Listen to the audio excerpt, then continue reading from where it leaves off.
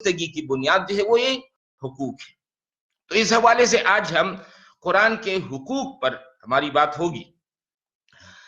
دیکھیں، قرآن مجید کی عظمت کے حوالے سے ہم شاعر مشرق ڈاکٹر علامہ اقبال کے کلام میں دیکھتے ہیں کہ قرآن مجید کا جو مرتبہ اور مقام ہے وہ انہوں نے جس طرح بیان کیا ہے، تو شاید ہمارے جو مفسرین ہیں وہ مفسرین بھی ڈاکٹر اقبال جیسا اس کی قرآن کی عظمت کو بیان نہیں کر پائے۔ چنانچہ ان کے الفاظ ہے کہ جز بقرآن زیغمی روباہی است، فخر قرآن اصل شاہنشاہی است، فخر قرآن اختلاطی ذکر و فکر، فکر را کامل ندیدم جز بذکر۔ کہتے کہ بغیر قرآن کے ایک شعر جو ہے وہ لومڑی ہے، مطلب یہ حوصلہ انسان کو قرآن دیتا ہے۔ اور قرآن سے دو اصطلاحات انہوں نے لیے ہیں، ذکر اور فکر۔ ایک ہے سوشل سائنسز کا دائرہ اور دوسرا فزیکل سائنسز کا دائرہ ہے۔ سوشل سائنسز میں انسان کا اگر مطالعہ کیا جائے تو معلوم ہو جائے گا کہ انسان کے اندر یہ جو روحانی مرکز اللہ تعالیٰ نے بنائی ہے، روحانی مرکز، اس روحانی مرکز کو اگر ایکسپلور کیا جائے اور ایکسپوز کیا جائے تو بس اللہ اور انسان ایک دوسرے کے بالکل آمنے سامنے آ جائیں۔ یعنی انسان کی اصل حقیقت یہی روحانی مرکز ہے، جس کے بارے میں اقبال کہتا ہے کہ ایز خود پوشیدہ خود را باز یاب، در مسلمانی حرامستی حجاب، کہ یہ اپنے آپ کو گم کردہ انسان اپنے آپ کو ڈھونڈو، تلاش کرو۔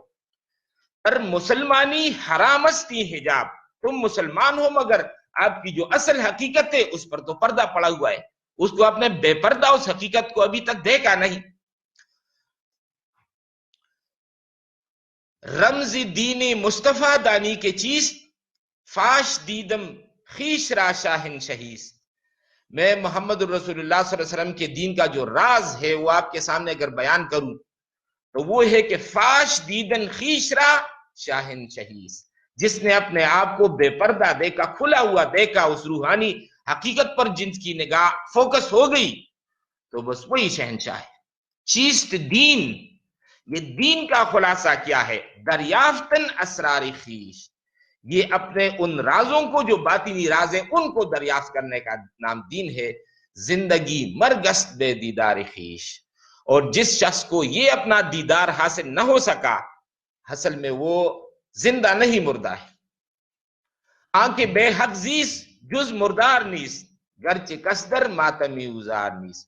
جو شخص بغیر اس حقیقت کے اور اس دیدار کے زندہ ہے، جز مردار نیس، وہ زندہ نہیں مردار ہے۔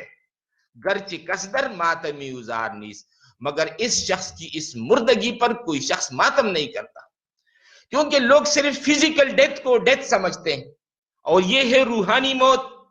لہذا روحانی موت کا چونکہ تصور ہمارا ہے نہیں تو ہم اس کو موت نہیں سمجھتے، ہم تو فزیکل ڈیتھ کو موت سمجھتے ہیں۔ حالانکہ اصل موت یہ ہے کہ انسان اللہ تعالیٰ کے ساتھ ان کا معاملہ ڈسکنیکٹ ہو جائے، ڈسکنیکشن ہو جائے تو اصل موت جو ہے وہ یہ راز دکھانے والی جو کتاب ہے وہ ہے در حقیقت قرآن مجید۔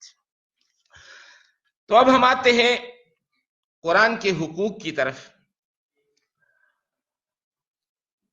سب سے پہلا حق اس کتاب کا ہم میں سے ہر شخص پر کہ اس کتاب کو دل کی گہرائی سے مانا جائے، یعنی وہ موروثی ایمان نہیں بلکہ شعوری ایمان، وہ ایمان جس کو انسان اپنے غور و فکر اور کسب کے نتیجے میں حاصل کر لے، وہی ایمان، اکتسابی ایمان، شعوری ایمان، حقیقی ایمان، قلبی ایمان، واقعی ایمان۔ اور ایک ہے قانونی ایمان، جو وہ تو جب ہم پیدا ہو گئے تو ہم سب کے وہ حاصل ہے، اس کو حاصل کرنے کے لیے ہمیں کوئی جدوجہد نہیں کرنی پڑی، لہذا وہ ایمان جو دل کی گہرائی کے اندر۔ دیکھیں دنیا کے اندر ہم جب بھی کوئی چیز خریدتے ہیں تو سب سے پہلے کوالٹی دیکھتے ہیں، چیز کی کوالٹی کیا ہے۔ ایمان کی کوالٹی یہ ہے کہ وہ دل کے اندر اترا ہوا۔ سیمنٹ کی ایک بوری 600 روپے پہ ملتی ہے، اگر کوئی دکاندار ہم سے کہے کہ میں آپ کو 100 روپے پہ بوری دیتا ہوں تو ہمارا سوال ہوگا کہ کیا اس کا رنگ اور روغن صرف سیمنٹ جیسا ہے یا وہ سارے انگریڈینٹس اس کے اندر ہیں جس سے کہ سیمنٹ بنتا ہے؟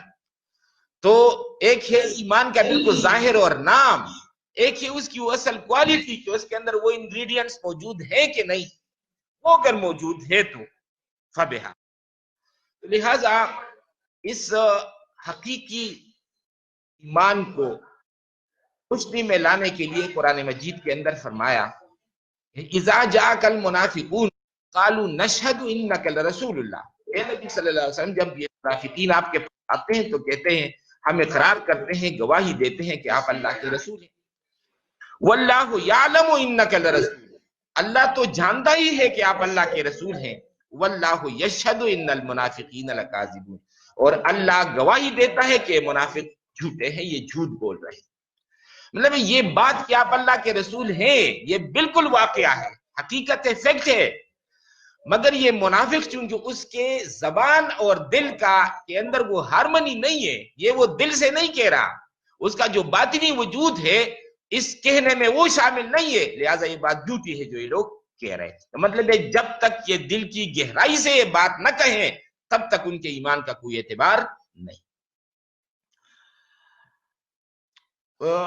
آگے 6 پارے میں فرمایا وَإِذَا جَاءُوكُمْ قَالُوا آمَنَّا، اور جب یہ آپ کے پاس آتے ہیں تو کہتے ہیں ہم ایمان لائے ہیں، وَقَدْ دَخَلُوا بِالْكُفْرِ وَهُمْ قَدْ خَرَجُوا بِهِ، حالانکہ یہ کفر کے ساتھ اسلام میں داخل ہوئے اور پھر جب نکلے تو کفر کے ساتھ ہی نکلے۔ مطلب وہ ظاہری قانونی طور پر تو یہ مسلمان بن کر آ گئے اور مسلمانوں کے رجسٹر میں ان کا نام آ گیا، مگر چونکہ وہ اندر و باطن والا ایمان ان کو حاصل نہیں تھا، لہٰذا جب یہ نکلے ہیں تو پھر اسی کفر کے ساتھ یہ باہر نکلے۔ اس ظاہر اور باطن کی حقیقت کو سمجھانے کے لیے قرآن مجید میں سورۃ الحجرات ایک منفرد شان کی سورت ہے جس نے اسلام اور ایمان ان 2 حقائق کو جو ہے وہ روشنی میں لایا ہے۔ چنانچہ پہلے رکوع میں فرمایا وَلَكِنَّ اللَّهَ حَبَّبَ إِلَيْكُمُ الْإِيمَانَ وَزَيَّنَهُ فِي قُلُوبِكُمْ، لیکن اللہ نے ایمان کو تمہارے لیے محبوب بنایا اور اس کو تمہارے دلوں کے اندر مزین کیا، یعنی دل کی بات کو گویا کہ آپ انڈر لائن کیجیے۔ پھر آگے فرمایا قالت الاعراب آمنا، یہ بدو کہتے ہیں جو مدینہ کے آؤٹ سکرٹس میں رہتے ہیں، یہ کہتے ہیں کہ ہم ایمان لائے، قل لم تؤمنوا، اے نبی صلی اللہ علیہ وسلم آپ ان سے کہہ دیجئے کہ آپ ایمان نہیں لائے، ولیکن قولوا اسلمنا، ہاں یہ کہیں کہ ہم اسلام لائے ہیں، اسلام کے دائرے میں ہم آ گئے ہیں، ولما يدخل الایمان فی قلوبکم، اور ایمان ابھی تک تمہارے دلوں کے اندر داخل نہیں ہوا۔ تو یہاں پر پھر گویا کہ دل کے لفظ کو جو ہے وہ ہائی لائٹ کیا کہ جب تک یہ دل کے اندر یہ حقیقت اگر اتری ہوئی نہیں ہے تو پھر اس پر اس ایمان کا اطلاق نہیں ہوتا۔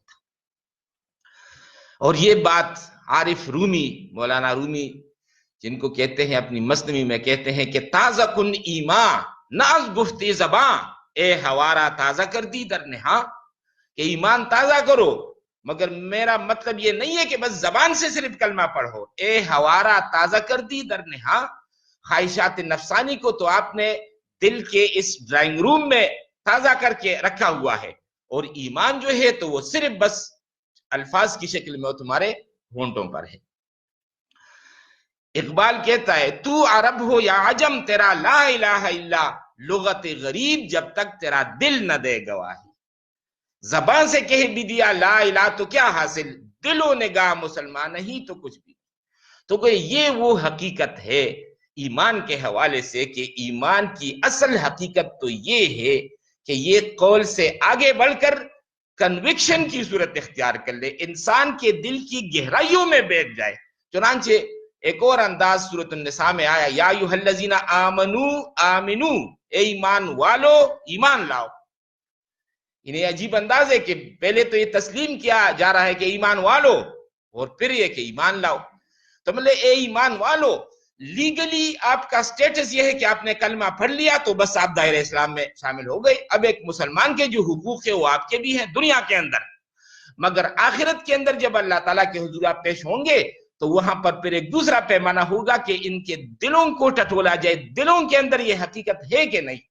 لہٰذا جنہوں نے کہ زبان سے یہ کلمہ پڑھا ہے یا ایھا الذین آمنو آمنو، یہ کلمہ آپ دل پر بھی پیش کرو، دل اگر اس حقیقت کو مان رہا ہے تو ٹھیک ہے، اور اگر نہیں مان رہا، اور یہ بڑی منطقی بات ہے کہ جو حقیقت دل کے اندر اتر جائے وہ انسان کے عمل میں پھر آتی ہے، ورنہ ہم کہتے ہیں قول اور فعل میں تضاد، یعنی قول اور فعل میں تضاد ہوتا ہے، انسان کہتا کچھ ہے کرتا کچھ ہے، مگر فکر اور فعل اس میں تضاد ممکن نہیں، یعنی جو انسان کا فکر بن جائے یا جو چیز اس کے دل و دماغ میں جاگزی ہو جائے پھر لازماً انسان کا عمل جو ہے نا وہ اسی طرح کا وہ ہوگا۔ غالب کے الفاظ ہیں کہ جانتا ہوں ثواب اطاعت و زہد پر طبیعت ادھر نہیں آتی، کہتے مجھے پتہ ہے نماز کی کتنی فضیلت اور اہمیت اور فوائد ہے، روزے کے کتنے ہیں، قرآن کے کتنے ہیں، کہتے ہیں تمام چیزوں سے میں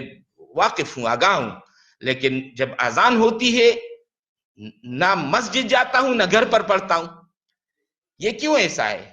بھئی میں نے ذہنی طور پر جو میرا انٹیلیکٹ ہے اس نے تسلیم کر لیا ہے کہ ہاں نماز کے فوائد اتنے ہیں، مگر میرا دل ساتھ نہیں دے رہا، تو جب دل میں یہ چیز نہیں اتری تو لہٰذا صرف وہ انٹیلیکٹ جو ہے وہ مجھے نماز تک نہیں لا سکتا، مجھے قرآن تک نہیں لا سکتا۔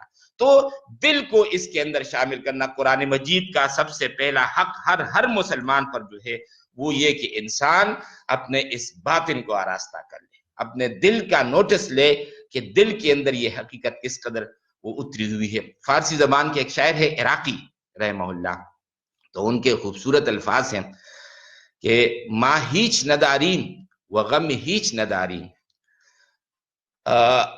دستار نداریم و غم پیچ نداریم، ما مست الستیم سے میں خانہ محبوب، پروا بسر و جب و دستار نداریم، کہتے ہیں ما ہیچ نداریم، میرے پاس کچھ بھی نہیں، غم ہیچ نداریم، لہذا غم بھی نہیں، یعنی جس شخص کے سوئٹزرلینڈ کے بینکوں میں پیسہ پڑا ہوا ہے تو وہ جب بینکوں کی وہاں اگر دیوالی کی بات آئیں گی تو بس وہ لرزے گا، لیکن جس شخص کے پاس کچھ ہے نہیں تو اس کا کوئی غم بھی نہیں۔ تو ما ہیچ ندارین و غم ہیچ ندارین، دستار ندارین، میرے پاس دستار نہیں، و غم پیچ ندارین، لہذا مجھے یہ غم بھی نہیں کہ اس کو کیسے باندھوں، کہاں پر گھرا لگاؤں کہاں نہ لگاؤں، تو کہتے ہیں مجھے یہ بھی کوئی غم نہیں۔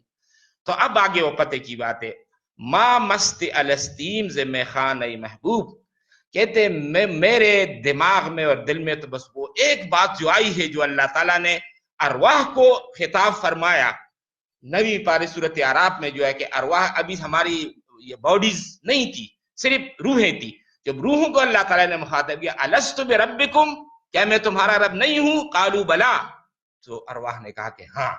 تو عراقی کہتے ہیں کہ ما مست الستیم ز میں خانہ، مجھے تو بس اسی خطاب نے جو ہے نا، میری ساری تشویش یہ ہے کہ اس کے مطابق میں ٹھیک جا رہا ہوں کہ نہیں، پروا بسر جب و دستار نداری، لہذا مجھے ظاہری یہ سر کو سنوارنا اور دستار کو رکھنا اور یہ ظاہری شکل صورت کو میرے پاس اب اس کے لیے وقت نہیں ہے، میں ابھی اس ایمانی حوالے سے اپنے آپ کو آراستہ کر رہا ہوں، یعنی وہ دل پر جو محنت ہے میں ابھی وہ کر رہا ہوں، اس سے فارغ ہو جاؤں تو پھر میں باہر کی دنیا کی طرف وہ آ جاؤں گا۔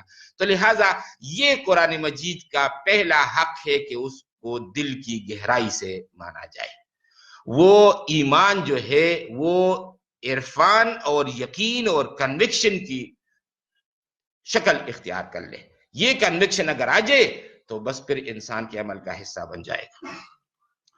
نمبر 2، دوسرا حق قرآن مجید کا یہ کہ یہ ایمان جس انسان کو حاصل ہو جاتا ہے، گویا کہ انسان نے ایک پودا کاشت کر لیا ایمان کا، ایک بیج بو دی۔ اب جب ہم بیج بوتے ہیں، پودا کاشت کرتے ہیں، تو اس کے ساتھ جو چیز ہمیں اب مسلسل کرنی پڑے گی، اب اس پودے کو نشوونما دینا، اور یہ نشوونما اس کو کیسے ملے گی؟ پانی دو پانی دو پانی دو، یعنی یہ پودے کی خوراک ہے، پانی اگر آپ نہیں دیں گے تو بس وہ مرجھا جائے گا، سوکھ جائے گا، ختم ہو جائے گا، لہذا مسلسل پانی مسلسل پانی۔ چنانچہ یہ جو ایمان کا پودا انسان نے دل کے اندر کاشت کر لیا، اب اس کو پانی کی ضرورت ہے، اس پانی کا نام ہے تلاوت و ترتیل، یعنی قرآن مجید کو پڑھنا، مسلسل پڑھنا، مسلسل پڑھنا. یہ جب انسان وہ پڑھتا ہے تو گویا کہ اس سے آ کر وہ اندر کی جو روحانی حقیقت ہے اور وہ جو ایمانی پودا ہے وہ پودا اب جو ہے وہ پروان چڑھے گا، اوپر کی طرف جو ہے وہ جائے گا. تو یہ اس کو گویا کہ پودا دینا، پانی دینے کے مترادف ہے. تو تلاوت دوسرا حق ہے قرآن مجید کو. اس کتاب پہلا حق اس کتاب کو دل کی گہرائی سے مانا جائے. دوسرا حق اس کتاب کو پڑھا جائے. اور پڑھنے کے لیے تلاوت کا لفظ جو ہے، عام کتابوں کے لیے پڑھنے کے لیے قرات، اور جو آسمانی کتابیں ہیں تو ان کے لیے لفظ جو ہے وہ تلاوت ہے. تلا یتلو جو آتا ہے عربی میں تو اس کا مطلب ہوتا ہے پیچھے پیچھے جانا، پیروی کرنا. تو تلاوت کا مطلب یہ قرآن مجید پڑھنا، اور اس غرض سے پڑھنا کہ گویا کہ انسان اس کی پھر وہ پیروی کرے. سورۃ شمس میں آیا کہ والشمس وضحاها والقمر اذا تلاها، تو چاند جب کہ وہ سورج کا پیچھا کرتا ہے تو وہاں پر تلا لفظ اس حوالے سے آیا. اچھا اب دیکھیے، یہ جو انسان ہمیں نظر آ رہا ہے تو اصل میں یہ ایک انسان نہیں ہے، یہ کمپاؤنڈ بینگ ہے. انسان کے پاس ایک میرا یہ ظاہری انسان، اور اس ظاہری انسان کے نشوونما کے لیے یہ کھانا پینا جو ہمیں میسر ہے وہ ہم استعمال کرتے ہیں. اس سے ہمارا یہ وجود، ظاہری وجود بڑھتا ہے. ایک اس کے اندر ایک ڈپلیکیٹ ہے باطنی وجود. وہ باطنی وجود جو ہے اس کو بھی غذا کی ضرورت ہے. اس باطنی وجود کی جو غذا ہے وہ ہے تلاوت قرآن مجید. جتنا کہ یہ غذا اس وجود کو وہ مل رہی ہے، اتنا ہی انسان کا وہ روحانی وجود وہ بڑھتا ہے. اور وہ روحانی وجود جس کے ساتھ اس ایمان کا تعلق ہے، لہذا اس میں بھی اتنی بڑھوتری وہ ہوتی ہے. اور اگر یہ بات نہ ہو اور صرف انسان کا ظاہری وجود وہ بڑھتا رہے، اگتا رہے، گرو کرتا رہے، اور وہ جو روحانی وجود اندر کا ہے وہ دن بدن کمزور ہوتا چلا جائے، تو گویا کہ ہمارا جسمانی وجود یہ در حقیقت ایک قبرستان بن جائے گا اس روحانی وجود کو. کہ بے روحانی وجود اس کے اندر جو ہے تو وہ تو بس مر کپ گیا ہے، اب روحانی وجود اس کا برقرار نہیں رہا.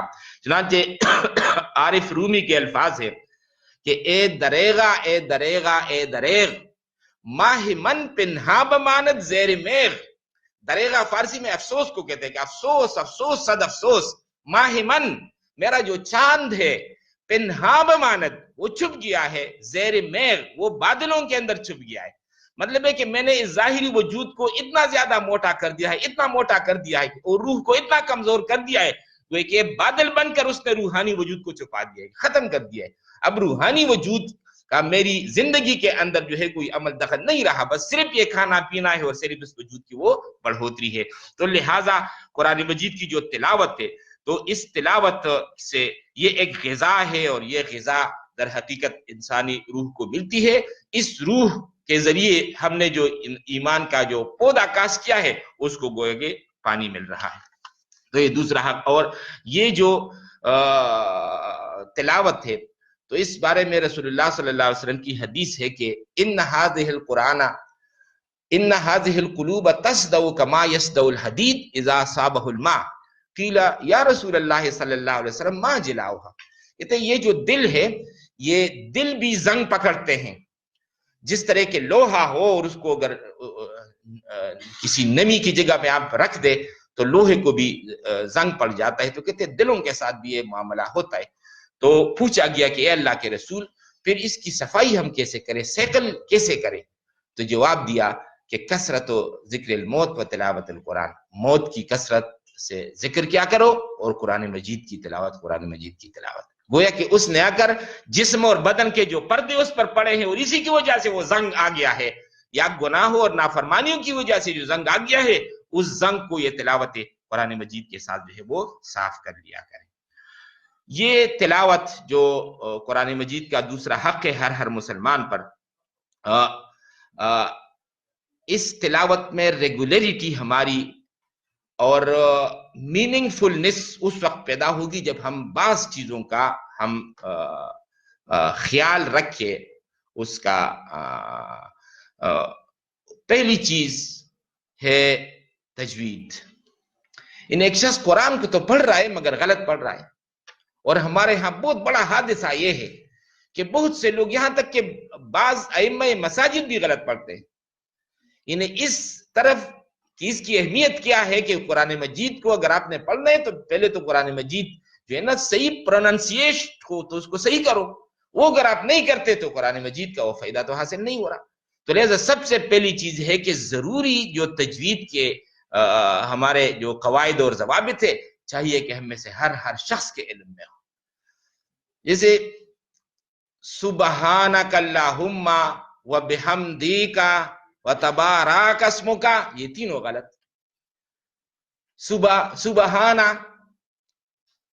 سبحانک اللہم، یعنی اصل میں یہ جو سین پیش کے بعد جو با آ رہا ہے با، یہ ساکن ہے. سبحانہ، یعنی اس کو آپ ایسا نہ پڑھیں کہ وہ زبر بن جائے.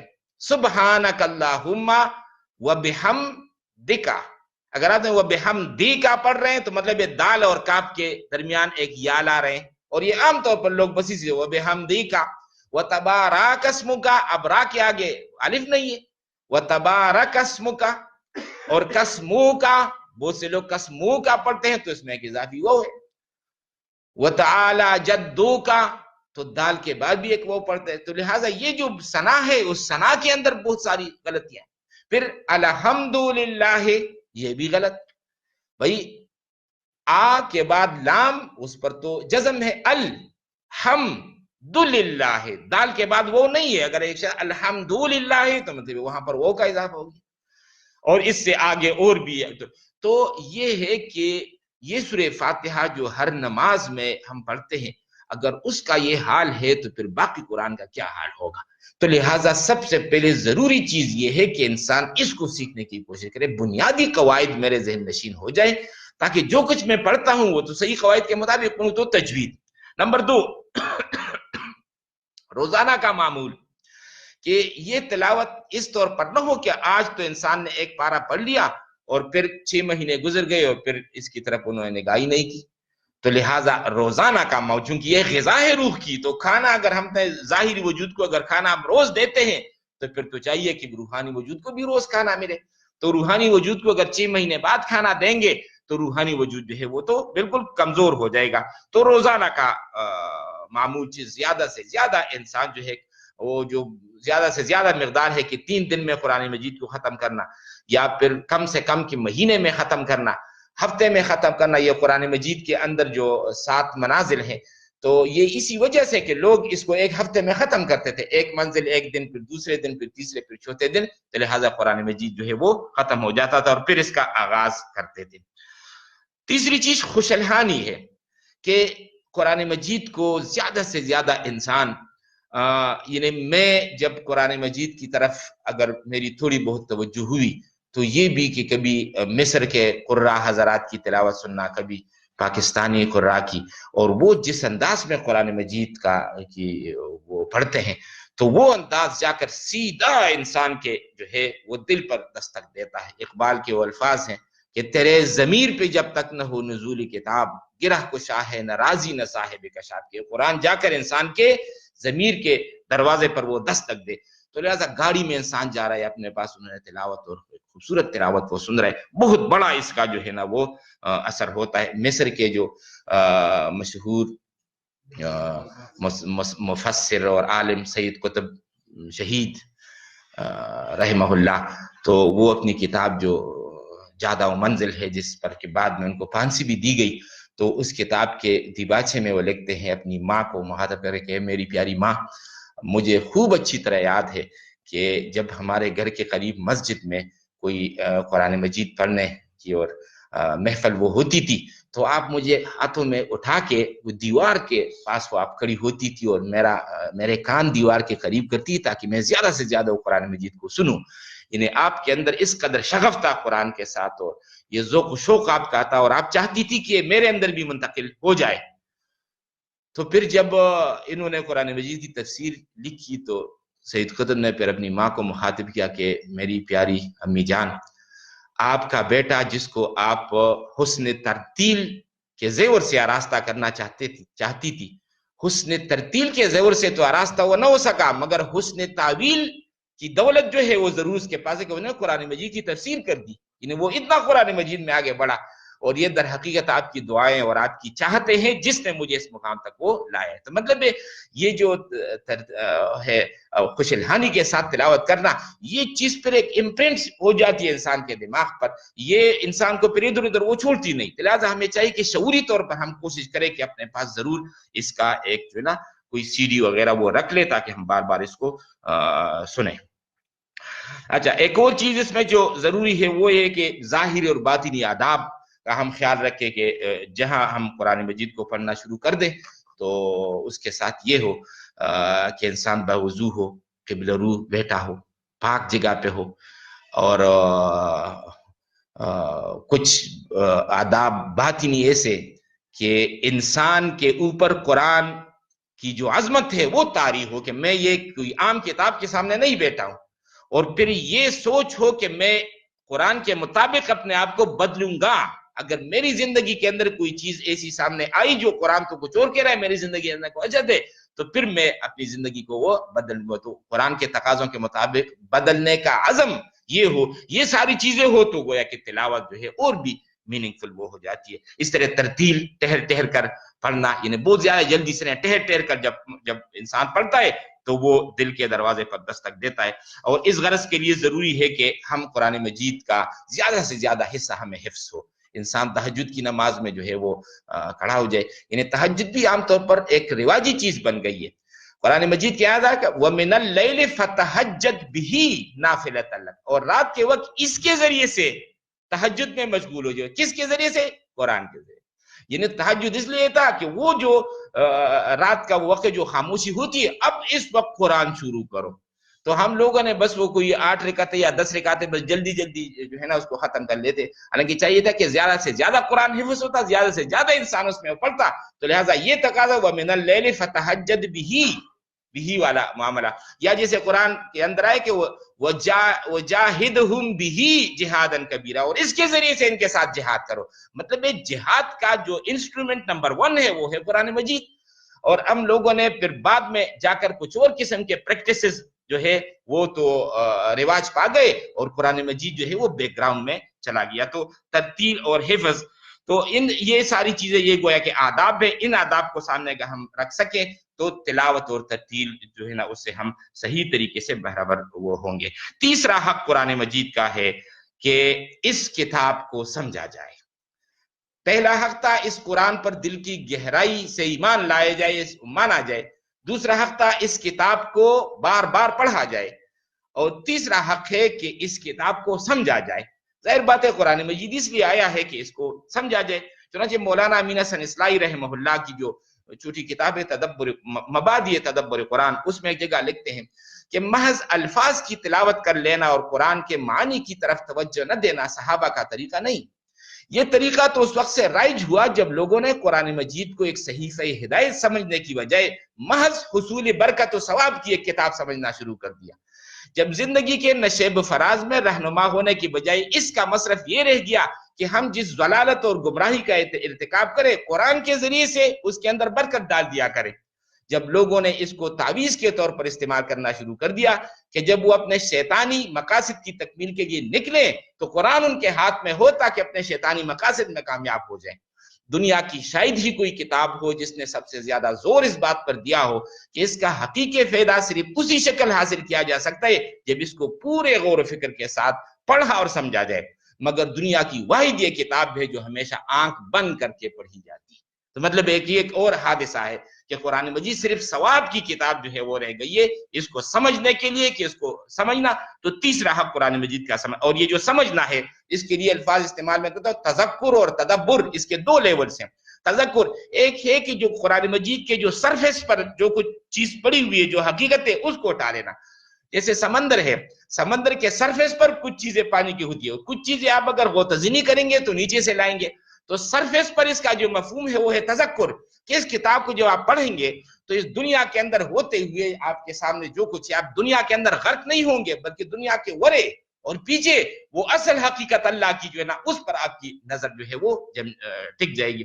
اقبال فارسی میں کہتا ہے کہ بنوری تو برافروزم نگارا کہ دیدم اندرون مہر مارا، یا اللہ آپ نے مجھے نور ایمان جو دے دیا ہے اس کے زور سے برافروزم نگارا، وہ نورانیت میرے نگاہوں کے اندر آ گئی کہ دیدم اندرون مہر ماہرا.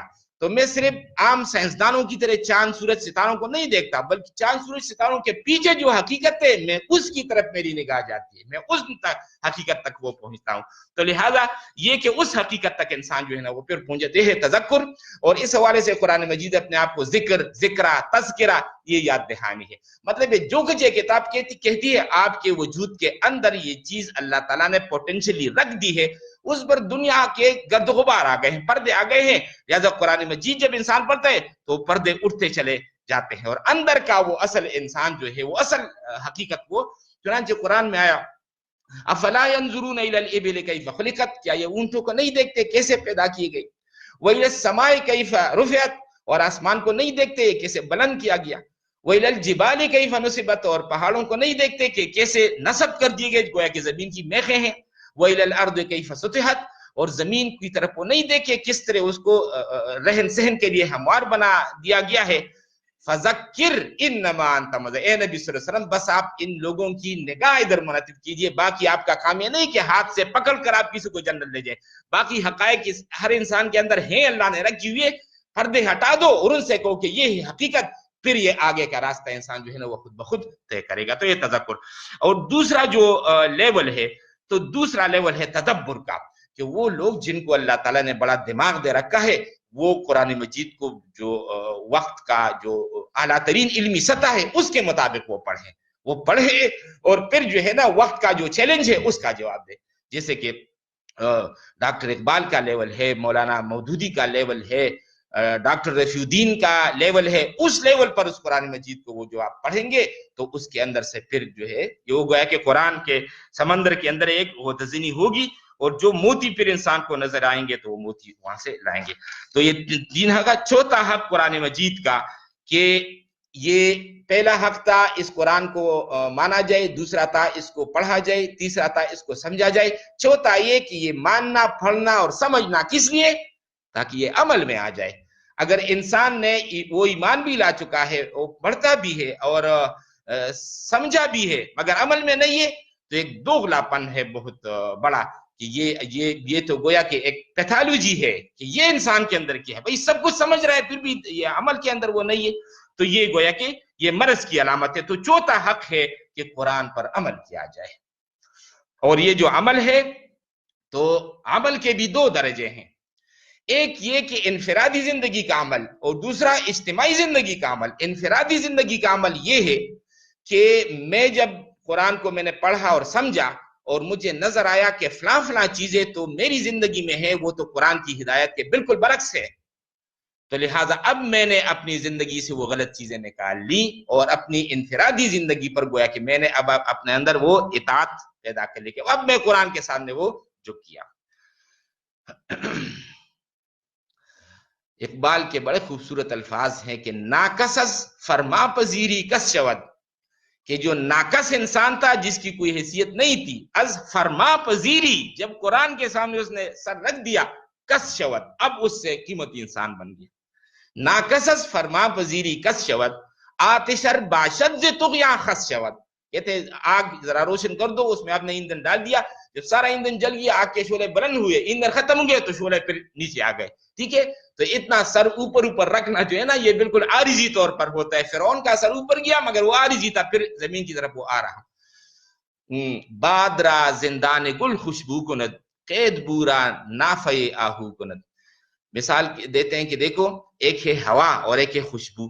ایک چمن ہے، یہاں سے ہوا چلی ہے تو اب یہ ہوا ہے، وہاں پر پھولوں کے اندر اس کے یہ سیپلز اور پیٹلز کے اندر جب ایسے سرکولیٹ ہوئی ہے ہوا اور باہر نکلی ہے تو اب یہ ہوا نہیں ہے، اب خوشبو ہے. تو اقبال کہتے ہیں کہ بادرا زندان گل، یہ ہوا جب پھول کے اندر بند ہو گئی خوشبو کن تو اب یہ خوشبو بند. تو کہتے ہیں جس نے قرآن مجید کے اندر اپنے آپ کو بند کر دیا ہے کہ میں اب وہی کروں گا جو قرآن مجھے کہتا ہے، اسی کی اطاعت کے ذریعے میں اپنے آپ کو بند کر دیا تو اب یہ ہوا نہیں بلکہ خوشبو بن گیا. تو یہ ہے چوتھا حق. تو اب میں نے کہا کہ انفرادی زندگی میں عمل کرنا، اور دوسرا ہے اجتماعی زندگی میں، وہ یہ کہ انسان وقت کا جو پولیٹیکو سوشو اکنامک سسٹم ہے، معاشی نظام پر قرآنی معاشیات کو قائم کرو. معاشرتی نظام میں قرآنی اصلاحات کو قائم کرو، سیاسی نظام میں اللہ تعالیٰ کا نظام عدل اجتماعی وہ قائم کرو.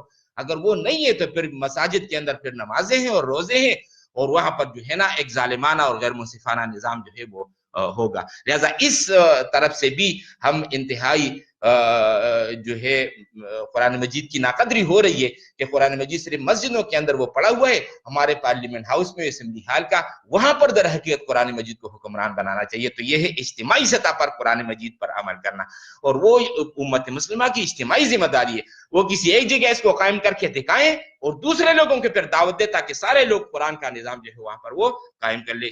اور آخری حق قرآن مجید کا وہ یہ کہ یہ 4 حقائق جب انسان کے سامنے آ جائیں قرآن مجید کے حقوق، کہ اس کتاب کو مان بھی لیا، اس کو پڑھ بھی لیا، پھر اس کو سمجھ بھی لیا اور اس پر عمل بھی کر رہا ہے، تو 5واں حق اس کتاب کا یہ ہے کہ اس کو دوسروں تک پہنچایا جائے. یعنی یہ حقیقت انسان اپنے پاس وہ نہ رکھ لے بلکہ اس کو تو لوٹا دے. اقبال کی اردو کے الفاظ ہیں کہ یہی کچھ ہے ساقی متاع فقیر، اسی سے فقیری میں ہوں میں امیر، میرے قافلے میں لٹا دے اسے، لٹا دے ٹھکانے لگا دے اسے. کہتے ہیں یہی کچھ ہے. اقبال کہتے ہیں کہ میرے ساقی، میرے مخاطبین کو بتاؤ کہ میرے پاس کوئی پیسہ ٹکا نہیں ہے، البتہ قرآنی فکر ہے، اور یہ جو قرآنی اور دینی فکر ہے اسی سے فقیری میں ہوں میں امیر، میں اپنے آپ کو تمام انسانوں اور بادشاہوں سے زیادہ امیر سمجھتا ہوں کہ میرے پاس یہ اللہ تعالیٰ نے مجھے دے دیا. یہی کچھ ہے ساقی متاع فقیر، اسی سے فقیری میں ہوں میں امیر، میرے قافلے میں لٹا دے اسے. میرے قافلے والے کو کہو کہ کوئی پیسہ نہیں چاہیے کہ آپ مجھے پیسے دے کر خرید لے، یہ ویسے جا کر بانٹو، پہنچاؤ لوگوں تک. میرے قافلے میں لٹا دے اسے، لٹا دے ٹھکانے لگا دے اسے. اور یہ ٹھکانے تب وہ لگے گا جب یہ دوسرے لوگوں تک وہ پہنچ جائے. تو لہٰذا قرآن مجید کا 5واں حق ہم میں سے ہر شخص پر یہ کہ زیادہ سے زیادہ اس کتاب کو دوسروں تک. ڈاکٹر عبدالعزیز ضیاء صاحب ابھی جو درس قرآن کے حوالے سے بات کر رہے تھے تو وہ بھی در حقیقت یہی بات ہے کہ چلو ہم لوگوں تک تو یہ بات پہنچی ہوئی ہے، لیکن یہ کہ ہمارے دوسرے بھائی جو ہیں بہت زیادہ ٹیلنٹڈ لوگ وہ موجود ہیں، مگر ان تک چونکہ بات ابھی پہنچی نہیں ہے. ان تک اگر اللہ تعالیٰ ہماری وجہ سے بات پہنچائے تو وہ لوگ ہم سب سے آگے بڑھ کر دین کے پیغام کو. دیکھو تاتاری جو ہے، تاتاری آ کر انہوں نے عالم اسلام کو تہوبالا کر دیا، خون بہا دیا، مگر پھر تاتاریوں نے جب قرآن مجید کو پڑھا تو پھر انہوں نے پھر آ کر اسلام کا جھنڈا اٹھایا کہ ہے آیا فتنہ تاتار کے افسانے سے، پاسباں مل گئے کعبے کو صنم خانے سے. تو اب یہ ہماری کوتاہی اور کمی ہوگی اگر ہم ان حقائق کو دوسروں تک وہ نہ پہنچائے. اللہ تعالیٰ سے دعا ہے کہ وہ ہمیں قرآن مجید کے ان تمام حقوق کو سمجھنے، ہضم کرنے، جذب کرنے اور پھر ان حقوق کو دوسرے لوگوں تک وہ پہنچانے کی زیادہ سے زیادہ جو ہے وہ توفیق دے. اور تاکہ ہم جب اللہ تعالیٰ کے حضور جب ہم کھڑے ہوں گے تو ہم یہ کہہ سکے کہ یا اللہ، یہ جو پیغام مجھے ملا تھا آپ کی طرف سے اور میں نے اس کو جس طور پر سمجھا تھا، میں نے اپنی زندگی میں یہ کوشش کی ہے، آخر دم تک میں لگا رہا کہ یہ پیغام جو ہے وہ دوسرے لوگوں تک جو ہے وہ پہنچ جائے. بس آخر میں اختتام کرتا ہوں مولانا رومی کے ان اشعار پر کہ یہ انسان کو جب قرآن کے ساتھ جب انسان وابستہ ہوتا ہے تو یہ انسان کو عظیم کر دیتا ہے. یعنی یہ وہ کتاب ہے، یہ حقوق اگر ہم نے ادا کر دیے تو اس سے ہم بلند ہو گئے. تو ان کے الفاظ ہیں کہ مادہ خورشید مداح خود است، کہ دو چشمم روشن و نامرمد است، ضم خورشیدی جہاں ضم خود است، کہ دو چشمم کور و تاریک و بد است. وہ فرماتے ہیں کہ مادہ خورشید، ایک شخص باہر نکلا اور انہوں نے سورج کو، دھوپ کو دیکھا تو اس نے تعریف کی، ماشاءاللہ بہت ہی برائٹ سورج ہے آج. تو اس کو کہتے ہیں مادہ خورشید، جس نے خورشید کی، سورج کی تعریف کی کہ ہاں برائٹ ہے. مداح خود است، کہتے ہیں یہ شخص یہ صرف سورج کی تعریف نہیں کر رہا، اپنی بھی کر رہا ہے. یعنی اپنی تعریف اس حوالے سے کہ میری آنکھیں اندھی نہیں ہیں، میں دیکھ رہا ہوں، میری آنکھیں بالکل ٹھیک ٹھاک ہیں. اور کہتے ہیں ضم خورشیدی جہاں ضم خود است، جو شخص وہ سورج کو نہیں دیکھ رہا تو بھئی اس کی وجہ یہ ہے کہ اندھا ہے، اس کی آنکھیں اندھی ہے، لہٰذا یہ صرف سورج کی ضم بیان نہیں کر رہا بلکہ اپنی خامی بیان کر رہا ہے کہ میری آنکھیں نہیں ہے اس لیے مجھے سورج نظر نہیں آ رہا. تو قرآن شریف کے جلو اور سائے میں جو انسان وہ آ جائے تو اس نے تو معاشرے کے اندر خود یہ منوا لیا کہ یہ ایک عظیم انسان ہے جس نے آ کر جس کے اندر وہ روحانی آنکھیں تھی کہ قرآن مجید کو عظمت جو ہے نا وہ اس کی سمجھ میں آ گئی. اللہ تعالی ہمیں زیادہ سے زیادہ توفیق عطا فرمائے. وآخر دعوانا ان الحمدللہ رب العالمین. جزاک اللہ. کون سے تاتاریوں نے پھر اسلام کی خدمت کی تھی سر؟ کون سے تاتاریوں نے اسلام کی خدمت کی؟ یعنی میرا مطلب یہ کہ یہ جو مسلمانوں کی تاریخ ہے ایک تو اسلام کے عروج کا وہ دور ہے محمد رسول اللہ صلی اللہ علیہ وسلم اور پھر خاندان بنو امیہ اور بنو عباس. اس کے بعد سے پھر زوال آ گیا ہے اور زوال کے بعد پھر تاتاریوں نے آ کر جب اس کو قبول کر لیا ہے تو پھر 3 حکومتیں قائم ہو گئی ہندوستان میں مغل، ایران میں صفوی اور ترکی میں ترکان عثمانی. تو گویا انہوں نے پھر اس نسبت کو اختیار کر لیا. جی کوئی اور سوال سب سے پوچھنا چاہیں تو جی ڈاکٹر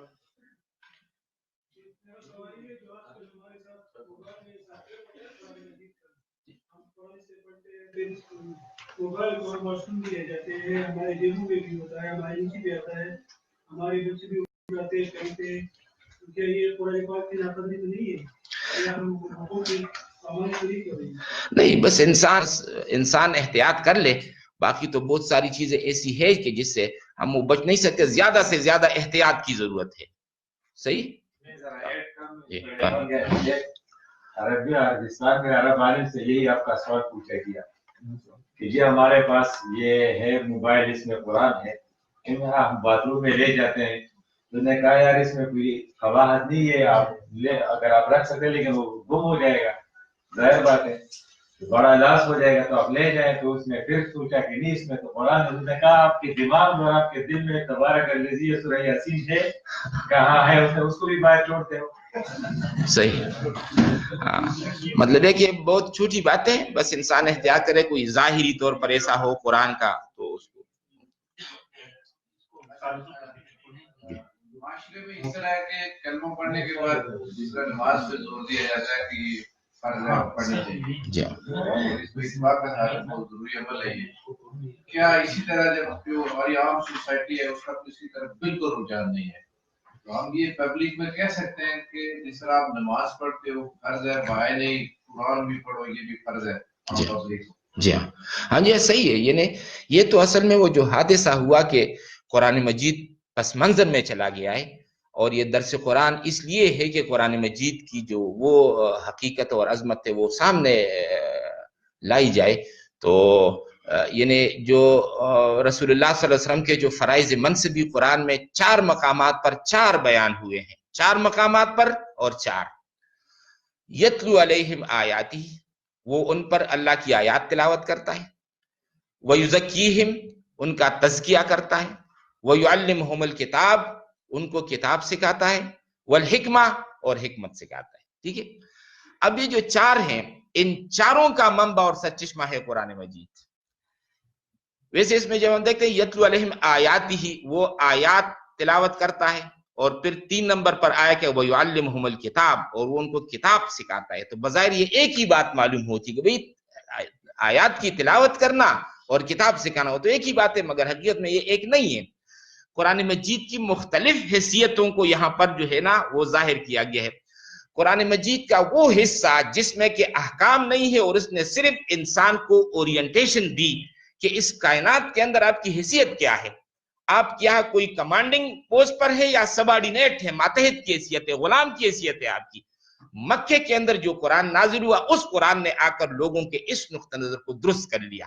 لہذا وہ قرآن جب انسان پڑھتا ہے وہاں پر آیات آفاقی کہ ادھر تم ذرا دیکھو نظر دوڑاؤ, یہ کھول آنکھ زمین دیکھ, فلک دیکھ, فضا دیکھ, مشرق سے ابھرتے ہوئے سورج کو ذرا دیکھ, تو کہتے ہیں وہاں پر نظر دوڑاؤ, وہاں سے بھی آپ کو اللہ کی معرفت حاصل ہو جائے گی.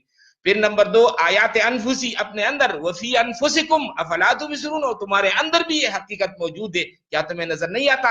ادھر بھی نگاہ دوڑاؤ تو وہاں سے بھی آپ کو معرفت، من عرف نفسہ فقد عرف ربہ۔ اور نمبر 3 آیات قرآنی، تیسرا اس کا جو سورس وہ یہ کہ اگر یہ 2 چیزوں کو دیکھنے میں آپ نے کوئی غلطی کر لی تو آپ کی کریکشن پھر قرآن مجید کی آیات کر دیں گے، لہٰذا قرآن مجید کی آیت کے ساتھ جو ہے نا وہ وابستگی اختیار کر لو۔ تو تلاوت آیات قرآن کا وہ حصہ جس نے آ کر ایمان کو بلڈ کیا، ایمان کو بنایا، وہ ہے تلاوت آیات۔ پھر جب یہ سب کچھ ہو گیا اور انسانوں نے سمجھ لیا کہ ہاں ہماری حیثیت اللہ تعالیٰ کے غلام کسی ہے، تو اب آگے بات آئے گی کہ اب غلام کے کرنے کا کام کیا ہے؟ نماز پڑھو، روزہ رکھو، نکاح سے کرو، طلاق سے دو، اب یہ احکامات شروع ہو گئے۔ لہٰذا قرآن مجید کا وہ حصہ جو احکامات سے بحث کرتا ہے وہ ہے کتاب، وَيُعَلِّمُهُمُ الْكِتَابُ، ان کو کتاب سکھاتا ہے۔ جیسے ہم کہتے ہیں جغرافیہ کے حوالے سے کہ بھئی فلاں فلاں جگہ یہ معاملہ وہ ایسے ہے، اور پھر اس کی فلسفی سامنے دی کہ ایسا کیوں ہے، تو سب سے پہلے تو یہ بات واضح کر دی کہ فکری طور پر جو ہے انسان اس حقیقت کو سمجھ لے، اور جب اس نے سمجھ لیا اب اس کو احکامات دو۔ جب آپ نے تسلیم کر لیا کہ آپ کی حیثیت غلام کی ہے، لہٰذا آپ غلام کے فلاں فلاں کام کرو، تو قرآن کے اندر پھر احکامات شروع ہوئے۔ تو تلاوت آیات اس کا سورس بھی قرآن، پھر تعلیم کتاب اس کا سورس بھی قرآن، درمیان میں وہ یزکیہم تزکیہ اس کا سورس بھی قرآن۔ عام طور پر ہمارے ہاں انہیں تصوف کے حوالے سے جو پریکٹسز وہ ایجاد ہو گئی، ان میں سے بہت سی چیزیں ایسی ہیں جس کا مصدر اور منبع قرآن مجید اور سنت رسول صلی اللہ علیہ وسلم نہیں ہے، تو وہ بھی اس لیے کہ قرآن مجید جب بیک گراؤنڈ میں وہ چلا گیا تو پھر یہ دوسری قسم کی چیزیں سامنے آنا شروع ہو گئی، لہذا قرآن میں یہ فلکرم جو ہے وہ پھر بدلنا ہے کہ قرآن کی طرف۔ یہ بڑا اچھا سوال ہے آپ کا کہ ہم ہر جگہ ہم اپنے دروس قرآن میں ایک درس ہم عظمت قرآن پر رکھیں کہ بھئی پہلے قرآن مجید کی اس حیثیت کو انسان وہ سمجھ لے۔ تو اور آخر میں حکمت، یہ حکمت جو ہے وزڈم، کہ جو کچھ حکم ہے جو کچھ دیا جا رہا ہے اس کے پیچھے کیا وزڈم، کیا فلسفی ہے، اس کا منبع اور چشمہ بھی قرآن۔ تو لہٰذا وہ چاروں مناسب رسول اللہ صلی اللہ علیہ وسلم کے جو ہیں کام ہے، ان چاروں کے چاروں کو ہم نے قرآن سے حاصل کرنا ہے، اور اسی معاشرے میں بھی وہی کام کرنا ہے۔